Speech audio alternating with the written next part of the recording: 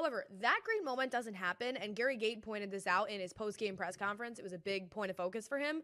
If Johnny Mullen does not go out there and win 24 of 28 faceoffs, I mean, in terms of times of possession, Syracuse had a huge advantage. And that stat you said about between the two games was even more stark. But like Gary Gait said that in the postgame, that coming out with a 1-goal win does not happen if they don't have an extreme possession advantage. Johnny Mullen, y'all. Remember the name. Underrated MVP of this season and also that game. Because I'm telling you, if Syracuse all of a sudden goes on a run and they're able to, make it to championship weekend, you are going to remember this game, and you're going to remember that 1 minute and 39 seconds where Johnny Mullen put on an absolute freaking masterclass. Yeah. And you're right, Owen Hiltz and all that. But to your point, I mean, the face-offs, we talked about it, I think, last episode, how face-offs, goalie play, those are your make or break things. Yeah. And this was a make right here.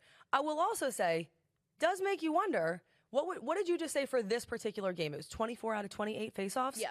Makes you wonder how they got down 8-2 to begin with, if I'm being honest. I know. But I'm happy that it worked out the way that it did, I know. It was interesting in the postgame, too, because Gait said not only was he winning the faceoffs, right, so like winning them outright, but then he was also in the second half, not really as much in the first half, but the second half, he was keeping possession. It wasn't like he'd win the faceoff, then they'd have a turnover, he was winning possession and giving them a chance to score every single face-off that he won, and that was the difference. And listen, I mean, obviously credit to the Syracuse offense because they rattled off 5, right? But it all starts with him, and I think both of us walk away from that game thinking that he is the absolute MVP of it.